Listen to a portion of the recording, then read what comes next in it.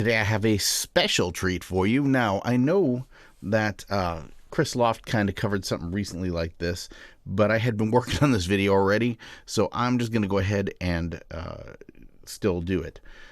Basically, so I've been talking a lot about the SMPLTrek and using it for production, and this thing is great. Now, aside from being a sampler, aside from being a looper, and all the things that it does that you know about that it does built in, recording samples and such, it also is a sequencer. Now, when I say a sequencer, not just for what's inside of it, but also for external gear. So what I've done today is I have brought along my RD6, okay, and my Model D Behringer devices, okay, just because I was in that mood.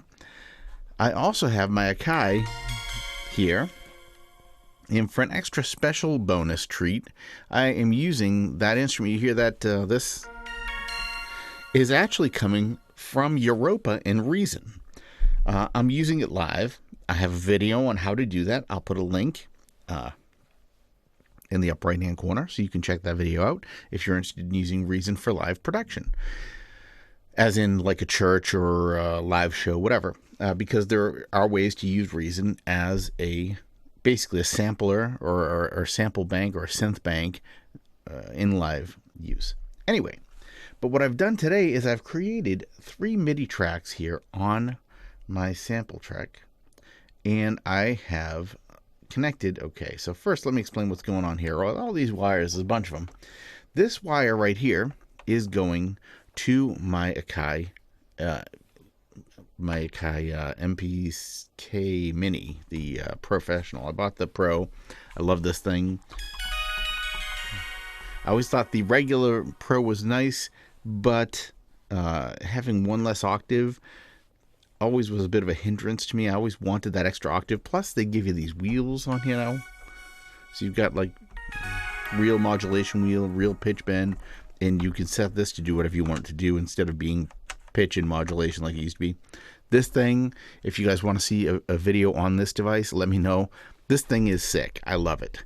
Anyway, so what I've done is I've run that into the input here, and there's a few settings you need to modify on the SMPLTrek to make this work. What you want to do that is go function and the home button. That will take you to system settings. Then scroll down to MIDI right down here. It's kind of hard to see. I will get another camera here real quick. So what you want to do is you want to scroll down to where it says MIDI. And then when you're in the MIDI menu, just press enter on it. And we're going to go to config. These are the settings I have mine set for. And you may need to change them after you use them for this purpose, because there is some MIDI weirdness occasionally with signals getting crossed using these settings, particularly with this where's active sensing one, and yeah, the active sensing one is in the through, the MIDI out through one. Okay, usually I have that set to out. I have it set to through though, so that I can play the keyboard through. The keyboard goes through here and comes back to my Reason setup over here at the Model D. It's kind of, and you may even notice there's a slight bit of delay, barely, but it's there. I mean, I'm going through basically Reason is the 4th device receiving the signal, because it's going in here, over to here, out of here, into there, out of here, up to my Focusrite, and then USB to a computer. So it's a little bit complex what I got going on here, but so all right, so we got the settings figured out here. I showed you what I've got set up. You can just, if you want, I will take pictures of this or whatever, so you can get a good view here of what I've got set up, how they're working. But that's what I've got used for my MIDI setup on the SMPLTrek. Now, so as I said, here's the out wire right here. This is going from the SMPLTrek to my drum machine, my RD6. Then from the drum machine, I've got that's going to the in on the drum machine. From the out on the drum machine, I'm going to my Model D. And that's going to the in on the Model D. From the Model D, I'm going out back into a MIDI controller type device, something like that I would normally use to hook direct to my synthesizers or whatever. But and that's connecting to Reason, which is over here on my computer. Let me see if I can show you that. There's Reason. That is my third synthesizer here. So I've got when you configure something set up like this, one thing you need to keep in mind is that you are working within the MIDI channels that are available, because there is a limitation. You know, there are it's only so many channels. I've got this right now set to channel 1. So my drum machine is on channel 1. My Model D is on channel 2, and Reason is set to channel 3. I did that using that tutorial I mentioned earlier about, you know, setting this up as a for a live situation. I've got right here, you can, if you look, if you can see this, let me zoom in a little bit here so you can see this better. All right, if you look right here, you'll see that it says Friendly Kev or something like that. Keys, couldn't read it. Sorry, Friendly Keys is the sound that's on my third channel, and that is coming off of Europa, which is one of the VST type instruments, or one of the rack extensions that comes with Reason. All right, so then what I did is I went down here to my SMPLTrek, and I added 3 MIDI channels, 1, 2, and 3. Okay, I could do this over to show you how to do it, but I'm just going to do it down here on channel 4, and you'll get the idea. All I got to do is go to the channel I want to add it to, press enter, or OK. I always call this enter for some reason, but it's what I think of when I use it. And you'll see there are different options here. You've got drum, instrument, shot, loop, and of course the last one over here on the right is MIDI. So I hit MIDI. Whatever number is to the left of the name MIDI, the word MIDI, corresponds to what channel this is going to be pushing data through.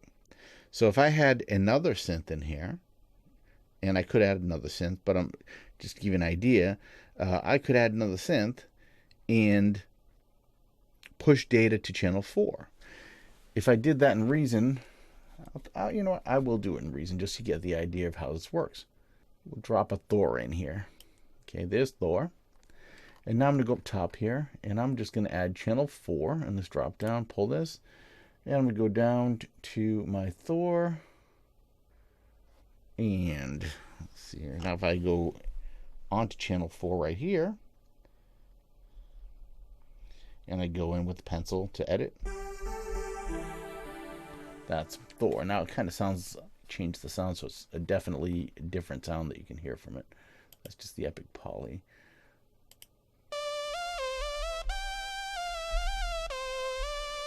Now I could add this in here if I wanted to have a second instrument, or a fourth instrument, I guess.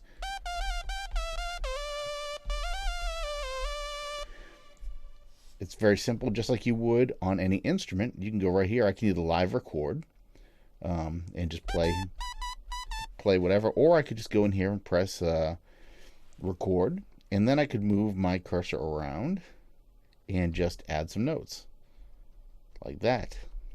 And now I just added 4 notes, and they're all 4 A's.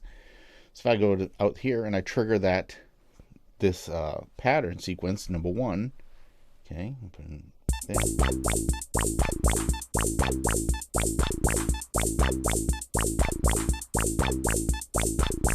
And all of those instruments right now are playing from actual instruments. It's just, it's kind of awesome, because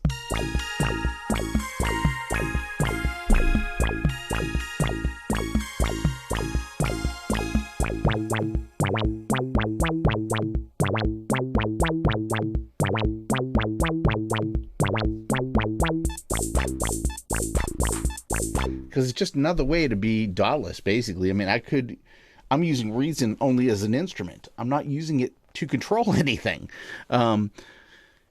You can use Reason and the audio inputs and that type of thing to use it as a bunch of hardware, fake hardware, you know, virtual hardware. But I could set up effects banks and such on there, and run my different instruments and such in through those banks, and have an effects chain that was all virtual, plus real instruments if I wanted to.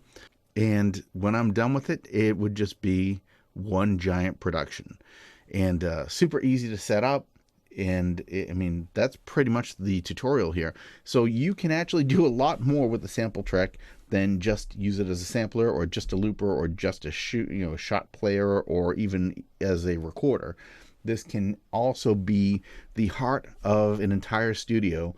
If you don't have a PC and you want to get going and you're trying to figure out what software to use, and it's going to cost you, $400 for software and then an audio card and all the things, you might want to consider something like this as a replacement for that. I mean, $400 and a synthesizer and you're on your way.